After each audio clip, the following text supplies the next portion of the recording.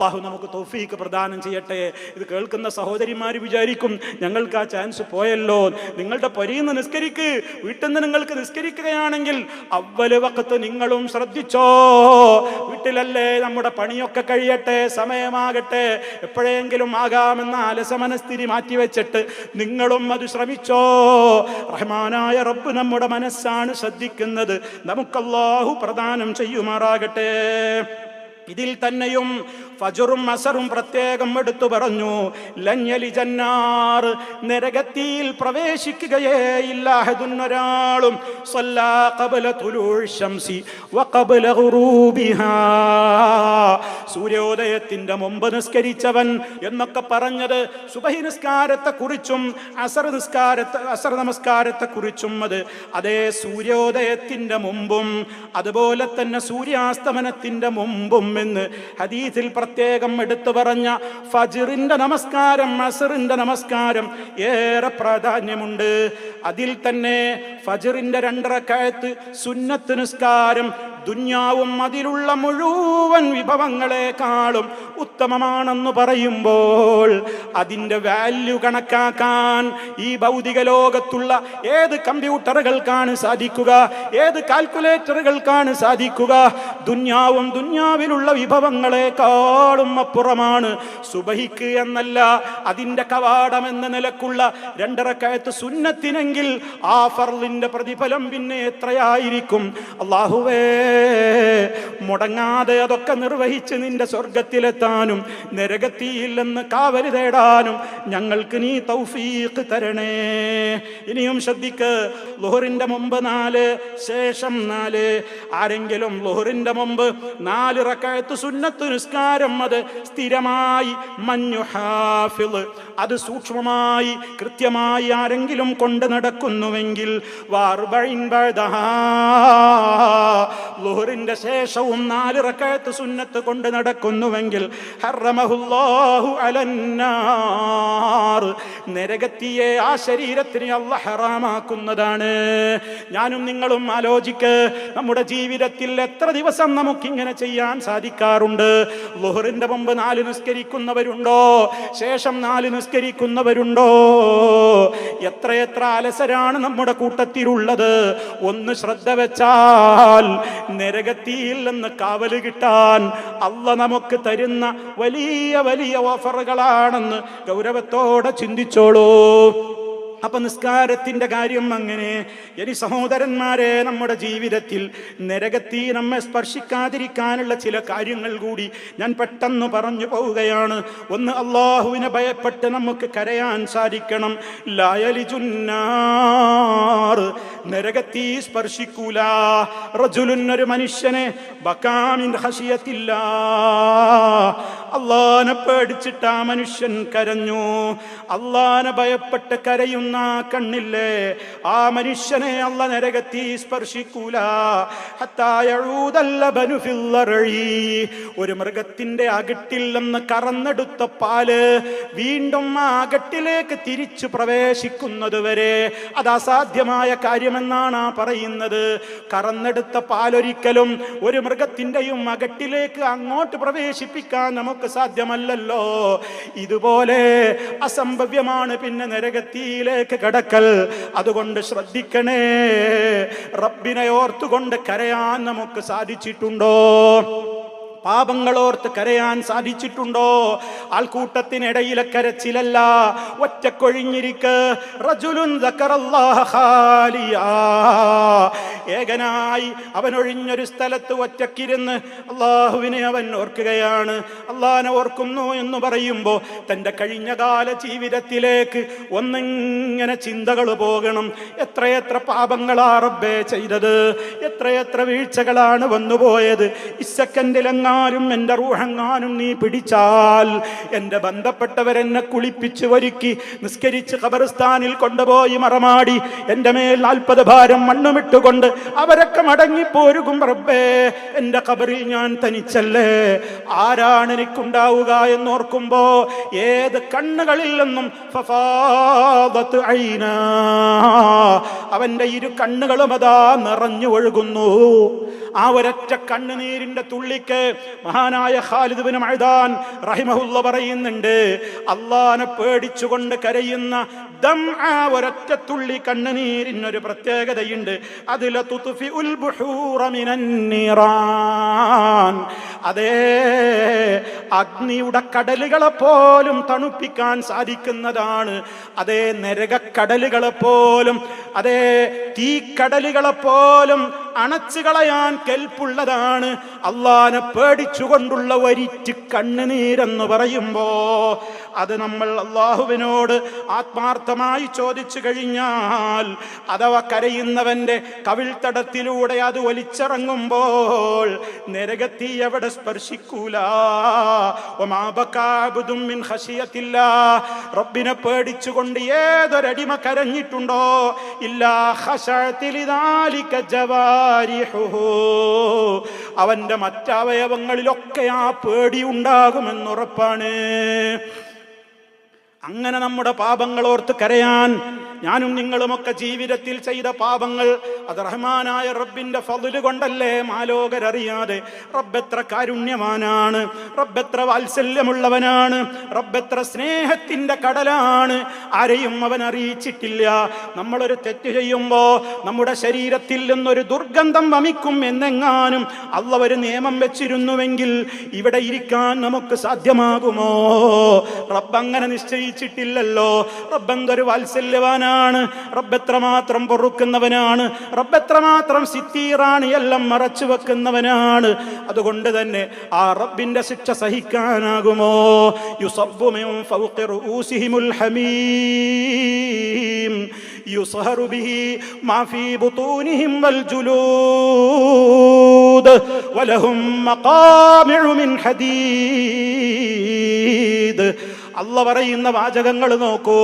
യുസബ്ബു മിൻ ഫൗഖി റൂസിഹിമുൽ ഹമീം. ഓ സഹോദരാ സഹോദരി, നമ്മുടെ ബാത്റൂമിൽ, നമ്മുടെ വാഷ്റൂമിൽ നമ്മൾ കുളിക്കുമ്പോ ഷവറിന്റെ ചോടെ അതേ ചൂടുവെള്ളത്തിന്റെ ഭാഗത്തേക്ക് നമ്മുടേതായ വാട്ടർ പൈപ്പ് തിരിച്ചു വെച്ചതറിയാതെ അതിന്റെ താഴെ ഒന്ന് നിന്നുകൊടുത്ത അനുഭവന്മാർക്കെങ്കിലും ഉണ്ടായിട്ടുണ്ടാകുമല്ലോ ജീവിതത്തിൽ. ഒരു തുള്ളി നമ്മുടെ ശരീരത്തിൽ ഒരു 10-30 ഡിഗ്രി സെൽഷ്യസിൽ തിളച്ച വെള്ളം തട്ടുമ്പോഴേക്ക് ചാടിമറിഞ്ഞ് ബാത്റൂമിൽ നിന്ന് നീറ്റൽ സഹിക്കാതെ പുറത്തേക്ക് പായുന്നവരല്ലേ നമ്മൾ. റഹ്മാനായ റബ്ബ് പറയും, കാരിരുമ്പിനെ പോലും പച്ചവെള്ളമാക്കുന്ന ദുനിയാവിലെ കടുത്ത തീയോട് 69 ഇരട്ടി കൂടി ചേർത്തിട്ടുള്ള 70 ഇരട്ടി ചൂടുള്ള ജഹന്നമിൽ തിളപ്പിച്ച വെള്ളം യുസബ്ബു മിൻ ഫൗഖി റൂസിഹിമുൽ ഹമീം. അത്യുഷ്ണജലം അവരുടെ തലക്കുമീതെ കോരിച്ചൊരിക്കപ്പെടുകയാണ് നരകത്തിയിലെ ശിക്ഷ. അതുകൊണ്ട് എന്താ സംഭവിക്കുന്നത്? യുസ്ഹറു ബിഹി മാ ഫീ ബുതൂനിഹിം, അവരുടെ വയറിന്റെ അകത്തുള്ള കുടലുകളും ആന്തരികാവയവങ്ങളും ഉരുകി ഒലിച്ചുകൊണ്ടതാ പുറത്തേക്ക് ഒഴുകുന്നു. വൽ ജുലൂദ്, അവന്റെ സ്കിന്നുമതാ ഉരുകി താഴേക്ക് ഒലിക്കുന്നു. തീർന്നില്ലല്ലോ. വലഹും മഖാമിഉ, അവൻ വേദന കൊണ്ട് പൊളയുമ്പോ ആശ്വസിപ്പിക്കാൻ അവിടെ ആരുമില്ല. മറിച്ച് വലഹും, അവർക്ക് അവിടെയുള്ളത് മഖാമിഉ മിൻ ഹദീദ്, കാരിരുമ്പിനാൽ തീർത്തിട്ടുള്ള ചുട്ടുപൊള്ളുന്ന നരകീയമായ ഹാമറുകൾ കൊണ്ടുള്ള അടിയാണ് അവർക്ക് അവിടെ കിട്ടുന്നത്. അല്ലാഹുമ്മ അഅ്തിഖ്നാ മിനന്നാർ, അല്ലാഹുമ്മ അഅ്തിഖ്നാ മിനന്നാർ, അല്ലാഹുമ്മ അഅ്തിഖ് റിഖാബനാ വറിഖാബ ആബായിനാ വഉമ്മഹാതിനാ വഅസ്വാജിനാ വദുർരിയാതിനാ മിനന്നാർ. റഹ്മാനായ റബ്ബ് നമുക്ക് തൗഫീഖ് പ്രദാനം ചെയ്യട്ടെ. സഹോദരന്മാരെ, തീർന്നില്ല. അള്ളാഹുവിന്റെ മാർഗത്തിലേക്കുള്ള ഒരു നടത്തം, റബ്ബിന്റെ മാർഗത്തിലേക്കുള്ള ഒരു വിയർപ്പ്, റബ്ബിന്റെ മാർഗത്തിലേക്ക് ശരീരത്തിൽ ഒരു പൊടി, ഒരു അഴുക്ക് പുരളൽ, അത് ജഹന്നമിൽ നിന്ന് നമുക്ക് രക്ഷയേകുന്ന കാര്യമാണ്. അള്ളാന്റെ മാർഗത്തിൽ ആരെങ്കിലും ഒരടി നടന്ന് അവൻ ഒരു പൊടി പുരളേണ്ടി വന്നാൽ ആ കാൽപാദങ്ങൾക്ക് പിന്നെ നരകത്തി ഹറാമാണ്. 5 നേരം പള്ളികളിലേക്കുള്ള നടപ്പ്, അതുപോലെ തന്നെ ദീനിന്റെ സദസ്സുകളിലേക്കുള്ള നടപ്പ്, ഒരു രോഗിയാണെന്നറിഞ്ഞ് രോഗിയെ കാണാനുള്ള നടപ്പ്, ഒരു ജനാസയിൽ പങ്കെടുത്ത് അതിൻ്റെ പിന്നാലെ നിസ്കരിക്കാനും ഖബർസ്ഥാനിലേക്കുമുള്ള നടപ്പ്, നല്ല നല്ല കാര്യങ്ങൾക്ക് വേണ്ടി ഒരു പാവപ്പെട്ട മനുഷ്യന്റെ ഒരു കാര്യം ഒരു ഓഫീസിൽ നിന്ന് സാധിച്ചു കൊടുക്കുവാൻ അതറിയാത്ത പാവപ്പെട്ടവന്റെ കൂടെ കുറച്ചു നേരം പോയുമ്പോൾ ഒന്ന് നടക്കുന്ന നടപ്പ്, ഏതൊക്കെ ഫീസബീലില്ലയിലുള്ള നടപ്പുണ്ടോ അതൊക്കെ നമ്മെ നരകത്തിൽ നിന്ന് അകറ്റുന്നതാണ്. ഇനി പറയുന്നത് ശ്രദ്ധിച്ചോളൂ. ഇതിൻ്റെയൊക്കെ പുറമേ സൽസ്വഭാവി അകലല്ലാതെ നരകത്തിൽ നിന്ന് കാവലി കിട്ടാൻ വേറെ നിവൃത്തിയില്ല. നല്ല സ്വഭാവമാകണം, എല്ലാവരോടും നല്ല പെരുമാറ്റമാകണം. മൻകാന ഹയ്യിന ലയ്യിന ഖരീബാ ഹറമഹുല്ലാഹു അലന്നാർ.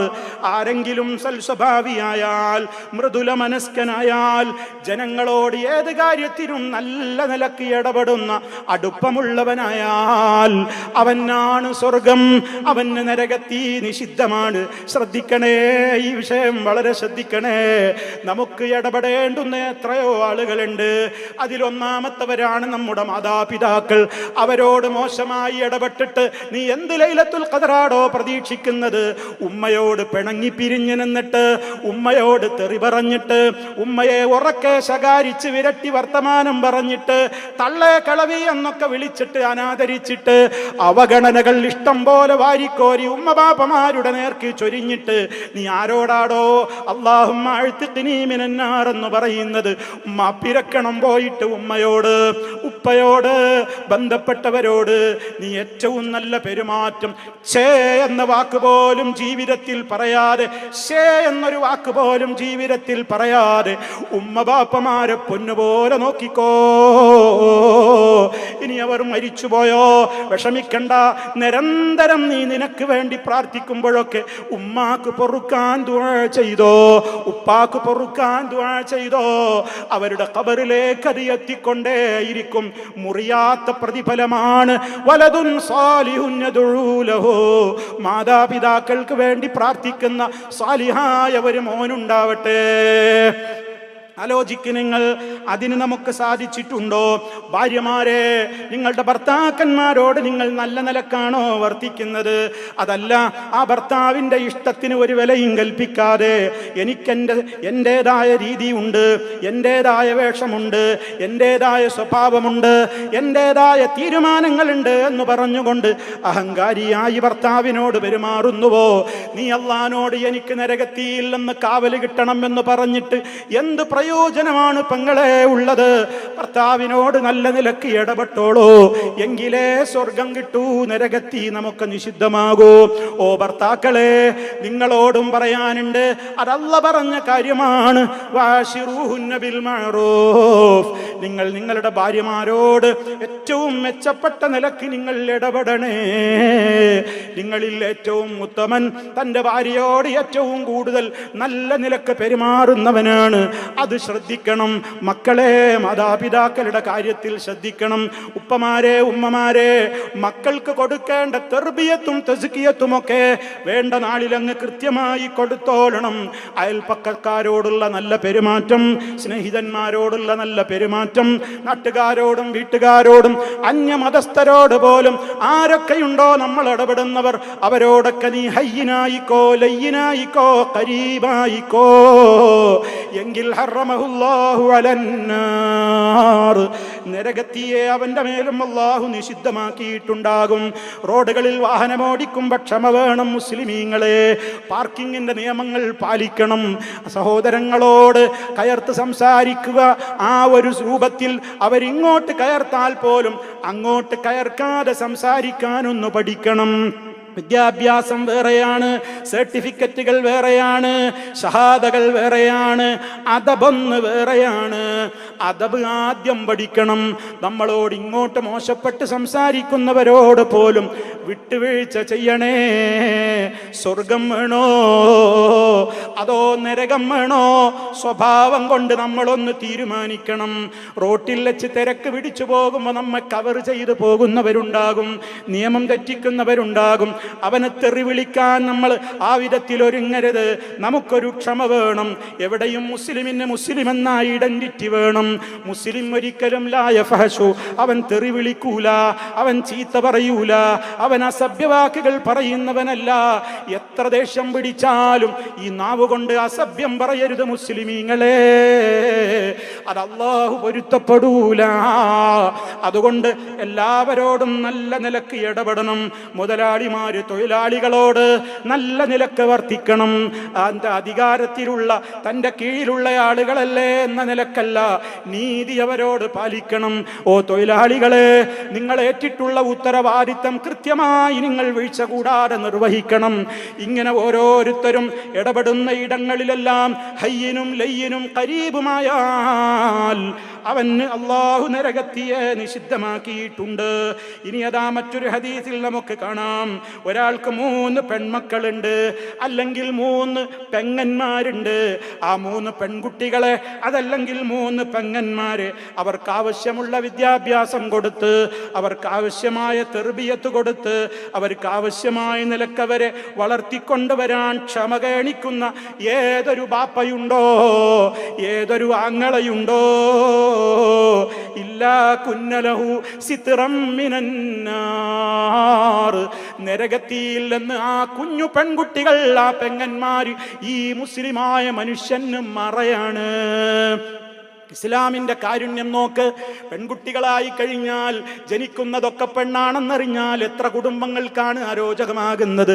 അതേ, ഈ വയറ്റിൽ ഊറിയിരിക്കുന്നത് പെണ്ണാണെന്നറിഞ്ഞാൽ അതിനെ കശാപ്പ് ചെയ്യാൻ എത്ര ക്ലിനിക്കുകളാണ് നമ്മുടെ ലോകത്ത് സജീവമായിട്ടുള്ളത്.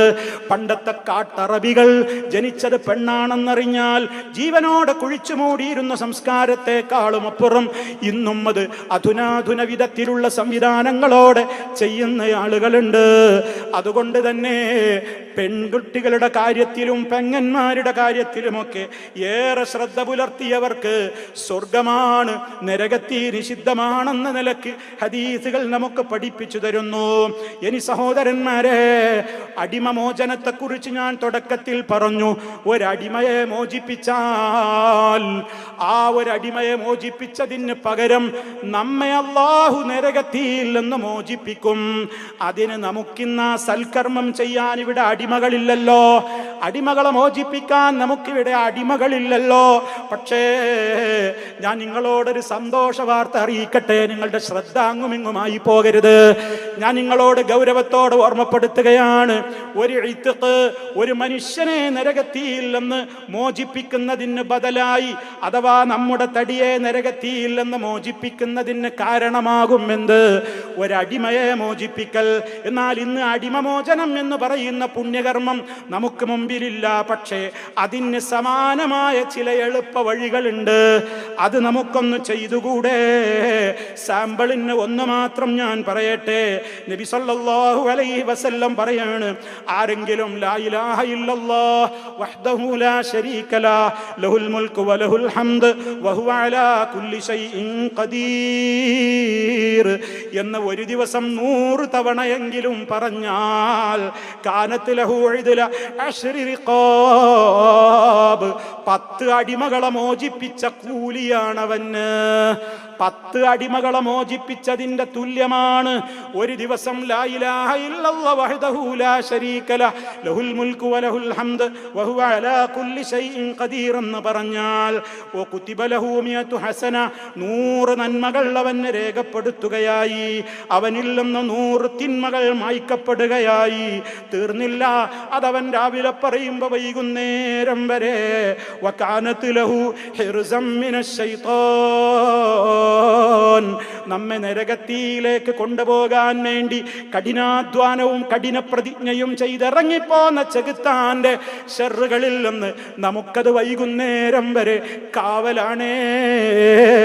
എൻ്റെ ശബ്ദം ശ്രവിക്കുന്ന ഉമ്മാ പെങ്ങളെ, ഓ സഹോദരാ, നമ്മുടെ ജീവിതത്തിൽ ഒരു 100 വട്ടമെങ്കിലും ഈ ദിക്ർ ചൊല്ലാൻ നമ്മിൽ എത്ര പേർക്ക് അവസരം കിട്ടിയിട്ടുണ്ട്? അവസരം വന്നാൽ തന്നെ നമ്മളൊക്കെ എത്ര പേരത് ചെയ്യാറുണ്ട്? നമുക്കെന്ത് മടിയാ? ഒരു 100 തവണ ഇതൊക്കെ ചൊല്ലാൻ എത്രത്തോളം എളുപ്പമാണ്. അതേപോലെ തന്നെ ചിന്തിക്കൂ, ഗീബത്ത് പറയുന്ന സദസ്സുകൾ. എനിക്ക് എൻ്റെ ഒരു സഹോദരനെ കുറിച്ച് മറ്റുള്ളവർ വേണ്ടാത്തത് പറയുമ്പോ, മറ്റൊരാളെ കുറിച്ച് വേണ്ടാത്തത് പറയുന്നത് കേൾക്കുമ്പോ സാധ്യമാകുമെങ്കിൽ ഞാൻ ആ പരിപാടി നിർത്താൻ പറയണം. എനിക്കിത് കേട്ട് നിൽക്കാനാവില്ല. വേറെ എന്തെങ്കിലും വർത്തമാനം പറയൂ. ആളുകൾ കൂടിയിടത്തൊക്കെ അപരന്റെ പച്ചമാംസം കൊത്തിവലിക്കല്ലുന്നൊരു ഹോബിയാണ്. ആണാവട്ടെ പെണ്ണാവട്ടെ ഇത് നിലനിൽക്കുന്നൊരു വല്ലാത്ത ഒരു ദുരന്തമാണ്. അതുകൊണ്ട് ആ സഹോദരന്റെ അസാന്നിധ്യത്തിൽ അയാളെ കുറിച്ച് മോശമായി ആരെങ്കിലും സംസാരിക്കുന്നത് കേട്ടാൽ അത് കേട്ടുകൊടുത്ത് നിന്നുകൊടുക്കൽ തെറ്റാണ്. ഒന്നുകിൽ അത് തടയണം, അല്ലെങ്കിൽ അവിടെ നിന്ന് തടയാനാവാത്ത സദസ്സാണ്. തനിക്കതിന് സാധ്യമാണെങ്കിൽ അവിടെ പ്രതിഷേധം പ്രകടിപ്പിച്ച് അത് കേൾക്കാത്ത സ്ഥലത്തേക്ക് ഇറങ്ങിപ്പോകണമെന്ന് ഇസ്ലാം നമുക്ക് പഠിപ്പിച്ചു തരികയാണ്. അതാണ് ഇനി സൂചിപ്പിക്കുന്നത്. അതേ, ഒരാളുടെ അസാന്നിധ്യത്തിൽ അയാളെ കുറിച്ചുള്ള ഗീബത്ത് ഒരാൾ പറഞ്ഞുകൊണ്ടിരിക്കുകയാണെങ്കിൽ അതിനെ നമ്മൾക്ക് പ്രതിരോധിക്കാൻ സാധിച്ചാൽ കാന ഹഖൻ അലല്ലാഹ് അൻ യുഅ്തിഖഹു മിനൻ നാർ, നരകത്തിൽ നിന്ന് അവനെ ഇത്ഖ് ചൊല്ലാൻ അല്ലാഹു അതിനൊരു പ്രത്യേകമായി അത് കാരണമായി അവൻ ഒരു ഹഖായി കൊണ്ടവൻ ഏറ്റെടുത്ത കാര്യമാണ്. എത്രയെത്ര കാര്യങ്ങൾ ഇനിയും പറയാനുണ്ട്. ഓ പ്രിയമുള്ളവരെ, പ്രധാനപ്പെട്ട ചില കാര്യങ്ങളിലേക്ക് ചില സൂചനകളെ ഞാൻ നൽകിയിട്ടുള്ളൂ. ഇനിയും ഇതുപോലെ എത്രയെത്ര കാര്യങ്ങളാണ് നരകത്തിൽ നിന്ന് നമുക്ക് ഇത്ഖ് ചൊല്ലപ്പെടാനുള്ള നിമിത്തങ്ങളായി മാറുന്നത്. നമ്മൾ അനുഷ്ഠിച്ചു കൊണ്ടിരിക്കുന്ന നോമ്പ് അസ്സൗമു ജുന്ന, നോമ്പൊരു പരിചയാണ്. നോമ്പ് ഒരു തടുക്കാനുള്ള മാധ്യമമാണ്. യസ്തജിന്നു ബിഹൽ അബ്ദു മിനൻ നാർ, നരകത്തിയെയാണ് നമ്മൾ നോമ്പ് മുഖേന തടുക്കുന്നത്. നമ്മുടെ നാവിന് കൺട്രോൾ ഉണ്ടായിപ്പോയി, കണ്ണിന് കൺട്രോൾ വന്നു. അതേ, ഐനുൻ ഗല്ലത്ത് അൻ മഹാരിമില്ലാ, റഹ്മാനായ റബ്ബ് അരുതെന്ന് പറഞ്ഞിടത്തേക്ക് ഈ കണ്ണുകൾ നോക്കാതെ ആ കണ്ണുകൾ ചിമ്പിയവർക്ക് അതേ നരകത്തി നിഷിദ്ധമാണ്. ആ കണ്ണുകളെ നരകാഗ്നി സ്പർശിക്കൂല. അത് നമ്മൾ പ്രത്യേകമായി ചിന്തിക്കുന്നവരാണ്. അതേപോലെ തന്നെ ഉമ്മമാരെ, നോമ്പെടുക്കുന്ന എത്ര പെണ്ണുങ്ങളാണ്, പക്ഷേ വേഷത്തിൽ മാറ്റമില്ല. റഹ്മാനായ റബ്ബിനെ കോപിപ്പിക്കുന്ന വേഷമെടുത്തിട്ട് എന്തിനാ പെങ്ങളെ നിങ്ങൾ ലൈലത്തുൽ ഖദ്റിൽ നരകത്തിൽ നിന്ന് മോചിപ്പിക്കണേ എന്ന് ദുആ ചെയ്യുന്നത്? കാരണം മുത്തു മുസ്തഫയല്ലേ പറഞ്ഞത്, അള്ളാഹുവിന് പൊരുത്തമില്ലാത്ത നിലക്കാണ് നമ്മുടെ ഉമ്മപെങ്ങന്മാരും ഭാര്യമാരും നടുറോട്ടിലേക്ക് ഇറങ്ങുന്നതെങ്കിൽ, അന്യരുടെ മുമ്പിലേക്ക് പ്രത്യക്ഷപ്പെടുന്നതെങ്കിൽ ആ സ്ത്രീകൾ സ്വർഗത്തിൽ പ്രവേശിക്കൂല. തീർന്നില്ല, ആ സ്വർഗത്തിന്റെ പരിമളം കാതങ്ങളോളം അപ്പുറം അടിച്ചു വീശുന്ന വലിയ വലിയ സുഗന്ധത്തിന്റെ ആ കേദാരമായ സ്വർഗം, അതിന്റെ പരിമളം പോലും കേൾക്കുന്നിടത്തേക്ക് പെണ്ണിനെ അടുപ്പിക്കൂലെന്ന് വന്നാൽ വേഷത്തിന്റെ കാര്യത്തിൽ ശ്രദ്ധിക്കണം ഉമ്മമാരെ, പെങ്ങന്മാരെ. ഇവിടെ ഇരിക്കുന്ന പുരുഷന്മാരോട്, സഹോദരന്മാരോട് ഞാൻ പറയാണ്, ഇതാ പെരുന്നാളിന് നിങ്ങൾ ഡ്രസ്സ് എടുത്തു കൊടുക്കും.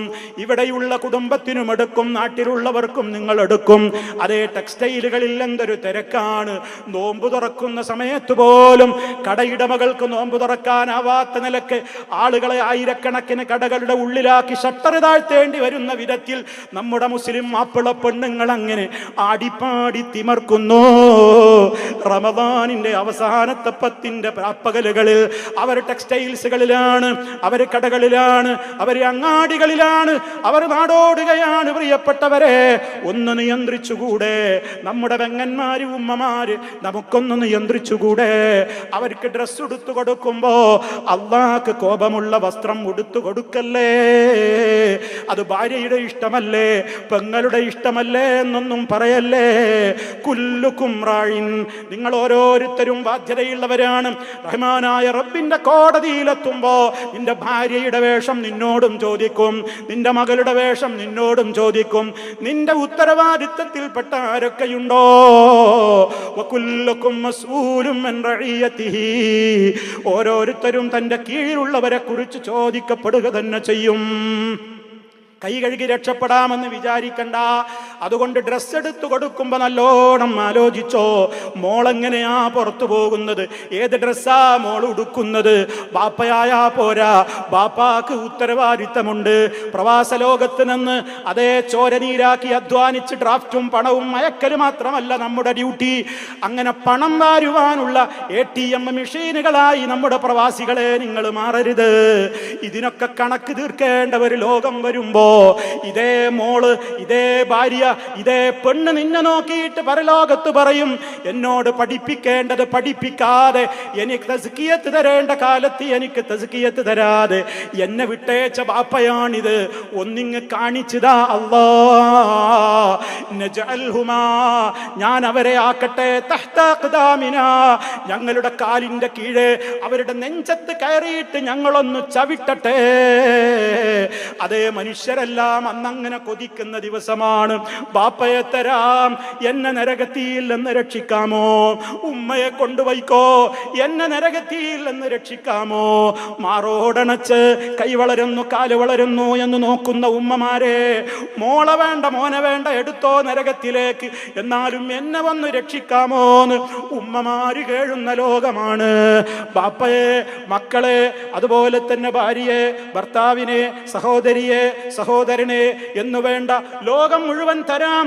അല്ല, ഈ ഭൂമിയിലുള്ളതിന്റെ 2 ഇരട്ടി തരാം. അല്ലാഹ് യവദ്ദുൽ മുജ്രിം ലൗ യഫ്തദി മിൻ അദാബി യൗമിദിൻ ബിബനി വസാഹിബതിഹി വഅഖീഹി വഫസീലതിഹി അല്ലതി തുവി വമൻ ഫിൽ അർളി ജമീഅൻ സുമ്മ യുൻജി കല്ലാ ഇന്നഹാ ലളാ നസ്സാഅതൻ ലിശ്ശവാ തദ്ഉ മൻ അദ്ബറ വതവല്ലാ വജമഅ ഫഔആ. എന്താ അതൊക്കെ വചനങ്ങള്! എന്താണ് സഹോദരാ, നരകത്തിയിൽ നിന്ന് കാക്കണേ അല്ലാന്ന് പറയുമ്പോ നമ്മുടെ മനസ്സിലേക്ക് മിന്നി മറയണം. ബാപ്പ പറയാണ് എന്റെ മക്കളെടുത്തോ, ഭർത്താവ് പറയാണ് എന്റെ ഭാര്യയുടെ നരകത്തിലിട്ടോ, ഭാര്യ പറയാണ് എന്റെ ഭർത്താവിനെ നരകത്തിലിട്ടോ, ഉമ്മ പറയാണ് മക്കളെ നരകത്തിലിട്ടോ. ആരെ ഇട്ടാലും വേണ്ടില്ല, എനിക്കൊന്ന് രക്ഷപ്പെടാൻ കഴിയുമോ? ദുന്യാവ് മുഴുവൻ തരാം, ദുന്യാവിന്റെ അത്ര കൂടി ഇരട്ടി തരാം. മാഫിൽ അർളി ജമീഅ, ഭൂമിയിലുള്ളതും മുഴുവനും തരാം. എന്നെ ഒന്ന് നരകത്തിൽ നിന്ന് രക്ഷപ്പെടുത്താമോ? അങ്ങനെയൊക്കെ ചോദിക്കണമെങ്കിൽ എത്ര കടുപ്പപ്പെട്ടതായിരിക്കും നരകം, പ്രിയപ്പെട്ടവരെ. അതുകൊണ്ട് തന്നെ ഗൗരവത്തോടെ ഓർമ്മപ്പെടുത്തുകയാണ്, റഹ്മാനായ റബ്ബിന്റെ മുമ്പിൽ നമുക്ക് രക്ഷപ്പെടണമെങ്കിൽ അവരവർ തന്നെ കഠിനാധ്വാനം ചെയ്തേ പറ്റൂ. ഇതാണ് എനിക്ക് എന്നോടും നിങ്ങളോടും പറയാനുള്ളത്. വല്ലാത്തൊരു രാത്രിയാണിന്ന്, ഖദറിന്റെ രാത്രി ആവാൻ ഏറെ സാധ്യതയുള്ള ദിവസം. നേരത്തെ പറഞ്ഞതുപോലെ ഒറ്റയുമാവാം ഇരട്ടയുമാവാം. ഇതാ ഇവിടെ ഇരിക്കുന്നു. അതേ, അല്ലെങ്കിൽ തന്നെയും റബ്ബിന്റെ ഭവനത്തിൽ ഖുർആനോദി വിശദീകരിക്കുന്ന സദസ്സുകളിൽ മലക്കുകൾ പൊതിയുമെന്നാണ് മുഹമ്മദ് മുസ്തഫ സല്ലല്ലാഹു അലൈഹി വസല്ലം പറഞ്ഞത്. അതേ അവസരത്തിൽ ഇന്നത്തെ രാത്രി ഖദറിന്റെ രാത്രി കൂടിയാണെങ്കിലോ, തനസ്സലുൽ മലായികത്തു വറൂഹു ഫീഹാ, റബ്ബിന്റെ മലായികത്തുകൾ ഇങ്ങനെ ഇറങ്ങുകയാണ്.